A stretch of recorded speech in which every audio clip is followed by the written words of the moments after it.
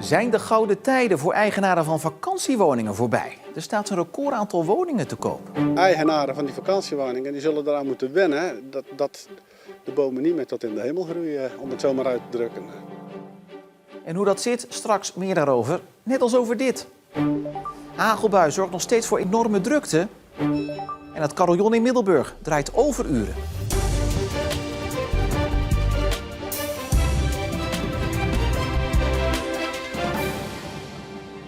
Goedenavond. Er staan enorm veel vakantiehuizen te koop in Zeeland. Volgens de Nederlandse Vereniging van Makelaars het hoogste aantal in 15 jaar tijd. Vooral eigenaren die zo'n woning ooit kochten als investering doen ze nu massaal in de verkoop. Op verschillende toeristische plekken in de provincie zie je ze steeds vaker. Te koopbordjes in de voortuin. Een simpele zoekopdracht levert op dit moment meer dan 700 resultaten op. Van recreatiewoningen die te koop staan in Zeeland. Van staacaravans van €34.000 tot aan villa's van bijna 2 miljoen en alles ertussenin. Ook makelaar Jan-Willem Hogedeuren uit Oostkapelle merkt dat het drukker is dan anders. Ik merk het aantal aanvragen ook enorm toenemen. En ja, daar is een reden voor uiteraard. De eigenaren van zo'n vakantiehuisje zijn de afgelopen jaren meer gaan betalen. Dat komt door hogere belastingen in box 3, waar zo'n tweede woning onder valt. En ook is de BTW op overnachtingen omhoog gegaan. En willen veel verhuurders dat niet volledig doorberekenen aan hun gasten. Wat zorgt voor een kleinere winstmarge. Dat wordt gewoon een dure aangelegenheid om een vakantiewoning te hebben. Ook is er veel onzekerheid over de toekomst. De belastingregels die gelden voor zo'n tweede woning gaan veranderen. Maar hoe ze er precies uit gaan zien is nog niet duidelijk. Paul Roze uit Tilburg kocht in 2015 2 vakantiehuizen in Zeeland als investering. Maar ook hij heeft ze in de verkoop gedaan. Onder meer door die hogere belastingen. In 2001 is dat boxsysteem geïntroduceerd. Toen werd het de pretbox genoemd. Maar zo heel langzaam is daar met de kaarsgraafmethode overheen gegaan. En daar is heel weinig meer van overgebleven. Maar daarnaast merkt hij nog een probleem. Er zijn veel te veel parken. Er is een geweldige overkill aan vakantiewoningen. En dat komt nu tot uiting in hele lage rendementen. Een overkill aan vakantiewoningen. En dat terwijl het aantal toeristen dat in Zeeland vakantie viert al jaren langzaam afneemt. Die hogere BTW op overnachtingen helpt daar niet bij. En ook de toeristenbelasting stijgt op veel plekken flink. Terwijl die verblijfstoerist juist gekoesterd zou moeten worden, vindt Jan-Willem Hogedeuren. Die moet je zeker koesteren, die moet je houden. Die mensen die komen hier, die gaan hun boodschappen doen in de supermarkt in de dorpen. Die gaan op een terrasje zitten in diezelfde dorpen. Die betalen hun toeristenbelasting. Die betalen huur aan de eigenaar van die vakantiewoning. En iedereen die leeft daarvan. Stel dat er geen toerist meer naar Zeeland kwam, dan wordt het een triest iets. Ook op andere plekken in het land worden meer vakantiehuizen te koop gezet dan ooit, ziet de Nederlandse Vereniging van Makelaars. Maar de stijging van het aanbod is in Zeeland het sterkst.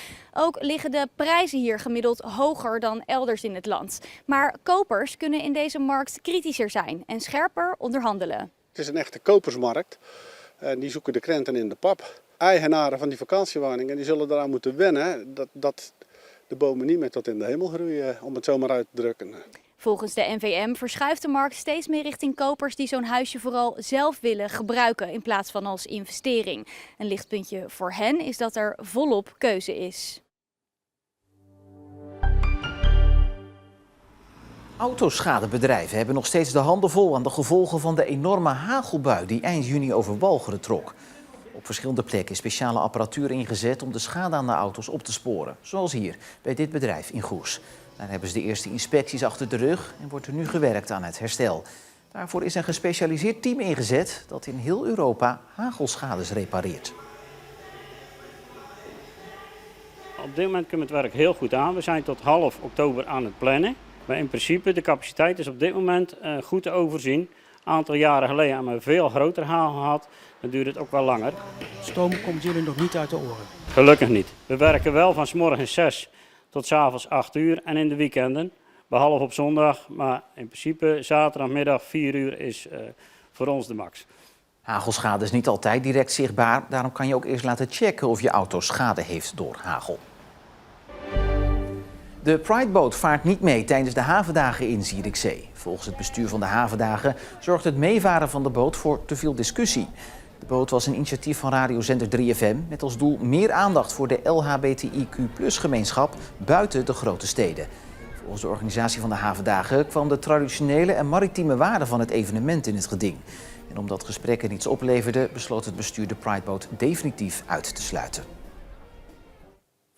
Na 2 jaar voorbereiding was het dit weekend eindelijk zover. Wielrenner Hans Dekker uit Kamperland deed in Apeldoorn een poging om het werelduurrecord voor 80-plussers te verbreken. Eigenlijk was dat vorig jaar al de bedoeling, maar Dekker viel toen hard bij een training. Na het herstel van meerdere breuken, een hersenschudding en een klaplong was hij nu wel klaar voor de start. De spanning is van het gezicht van de 81-jarige Hans Dekker af te lezen tijdens de laatste voorbereidingen. Wil hij het record overnemen, dan moet hij in een uur minimaal 160 rondes rijden en zo'n 40 kilometer afleggen. Rond de 120 supporters komen hem aanmoedigen, met name van zijn tourclub De Kroon. Klaar voor, hè? Dat is natuurlijk wel heel bijzonder, hè? En dan wil je zo iemand ook steunen en alle support geven die mogelijk is. En ja, wat is er nou mooi dan dat er straks een lid van de tourclub in het Guinness Book of Records staat. De hoofdrolspeler zelf kunnen we vooraf niet spreken. Hij wil volledige focus op het record. De voorbereidingen hebben dan ook veel van hem gevraagd. Toen we de reis aangingen, ben ik die schema's gaan schrijven. Ja, dat gaat soms wel tot 15 uur per week dat je trainde.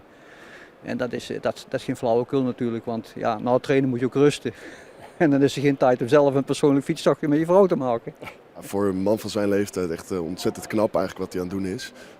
Je merkte wel inderdaad dat de spanning er wel is. Maar we zijn nu als familie al super trots op hem, ongeacht wat het gaat worden eigenlijk.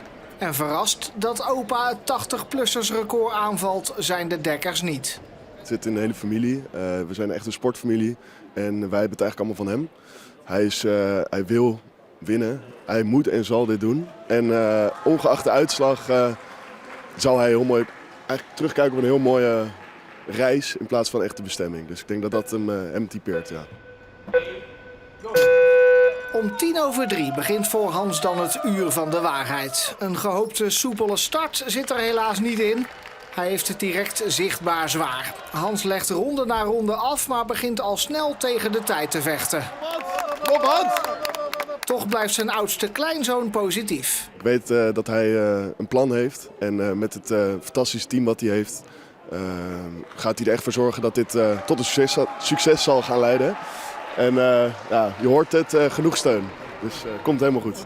Helaas blijkt dat iets te positief gedacht. Na 36 minuten moet Hans zijn poging staken. We hebben er 2 jaar naartoe gewerkt om dit te mogen neerzetten.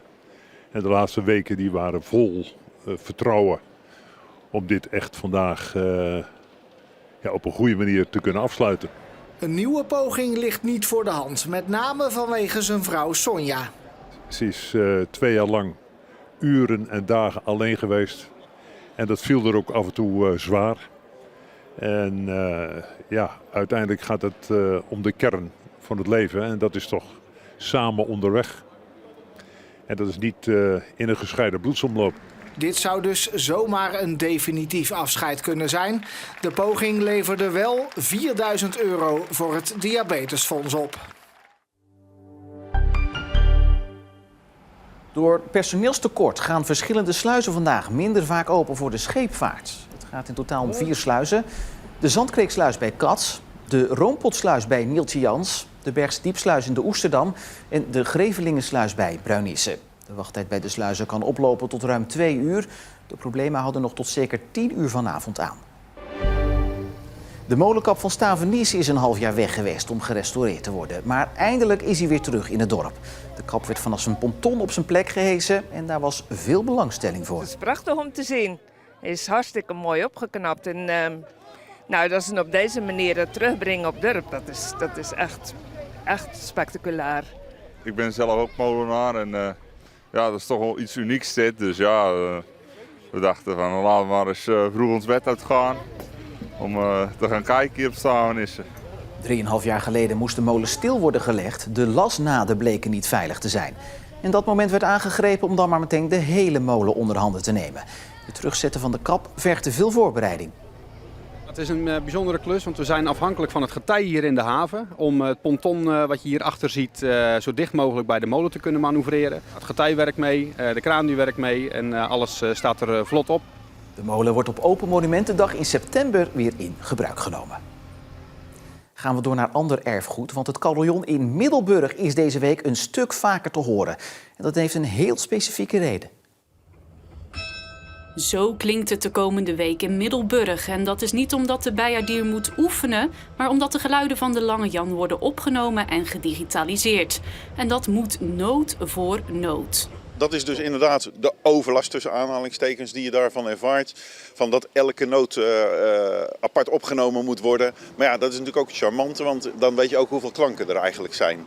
Uiteindelijk moet iedereen het carillon thuis op de computer kunnen bespelen, welke muziekstijl ook. Straks kan eigenlijk iedereen het, of je nou DJ bent, klassiek geschoold, jazz, noem maar op.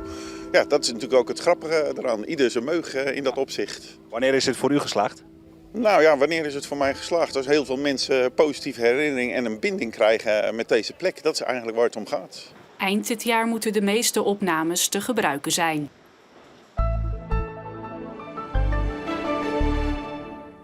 De dag startte met vrij veel bewolking. Bij een matige tot krachtige wind uit het noordoosten werd het maximaal 22 graden. Morgen start vergelijkbaar. In de middag veel ruimte voor de zon bij maximaal 23 graden. Later in de week een grotere kans op een buitje. Ja, en hoe dat ook alweer eruit ziet en voelt, gaan we ongetwijfeld meemaken dus. Tot zover deze Zeeland Nu voor vandaag. Online houden we je natuurlijk op de hoogte van het laatste Zeeuwse nieuws. Voor nu een goede avond en graag tot morgen.